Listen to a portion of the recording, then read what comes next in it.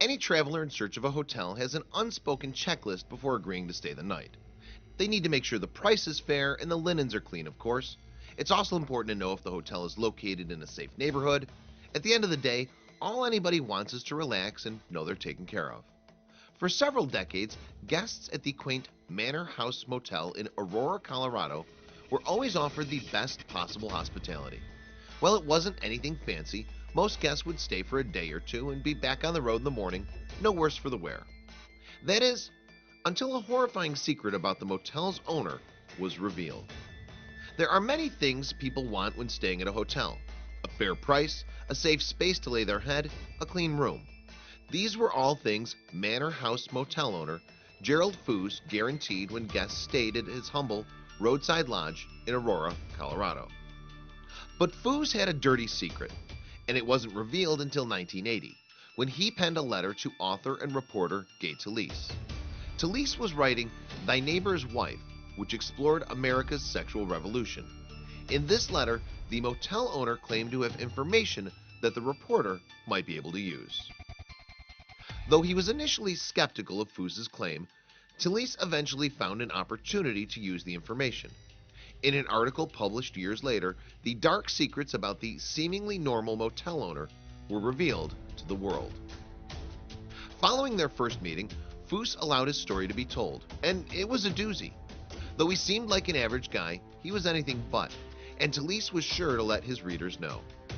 Talese was given his glimpse into this mystery after he first visited the Colorado motel. Foos invited him up to the motel's attic, which he called his laboratory. There, the reporter learned the details of the motel owner's sordid secrets.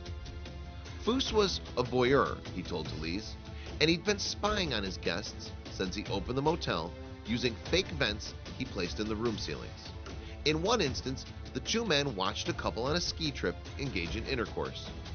I saw a naked couple spread out on the bed below, Talese later wrote in a story for the New York Times. The following morning, Foos presented Talese with a stack of yellow legal pads. These papers, he claimed, were essential to understanding exactly why he'd been spying on his guests for so many years. I would be up on the platform every night until dawn. It was quite tiring up there, Foos explained of his eerie secret. Then I would write as soon as I got down. I wanted to do it while it was fresh on my mind. And so, the Voyeur's Journal, which contained 15 years worth of ill-begot notes, was written. Despite his actions, Foos insisted that he never saw himself as a peeping Tom. I didn't start this purely for sexual pleasure.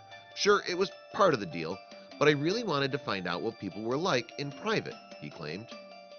In these notes, which dated back to 1973, Foos had written an annual report he claimed attempted to identify social and cultural trends. In it, he cataloged all sorts of intimate details of people's lives. For example, Foos had an affinity for categorizing his guests based on the strength of their libido. He claimed that 62% of people lived moderately active sexual lives. 12% of all observable couples at the hotel are highly sexed, and 22% had a low libido. Foos' notes, however, didn't only detail guests' sexual exploits, but other strange behaviors as well. In one instance, he claimed to have been a witness to an actual murder, which he never reported to the authorities. I used to strike up conversations with people deliberately, and they would seem so pleasant, he stated. Then, behind closed doors, it was often the nice one that behaved the worst. People are liars, and society is so corrupt, he said, somewhat ironically, considering his own behavior. Oddly, Talese never reported any of this to authorities, even though he'd been privy to all of the ongoings at the Manor House Motel. Instead, the two maintained a correspondence over the following years. The reporter wasn't the only person who knew about Foos's horrifying voyeurism habits. Donna, Foos' first wife, helped install the vents into the guest rooms. After she passed away in the 1980s, Foos married a woman named Anita, who also helped in the nefarious endeavor. For his part, Foos said he found his wife's willingness to participate in voyeurism strange. Not many women are voyeurs, he once stated. By contrast, all men are voyeurs, about 98% anyway. The other 2% are liars. One question remained, though. Why had the reporter waited so long to publish such an incendiary story? Turns out, Foos had made him sign a non-disclosure agreement when they first met.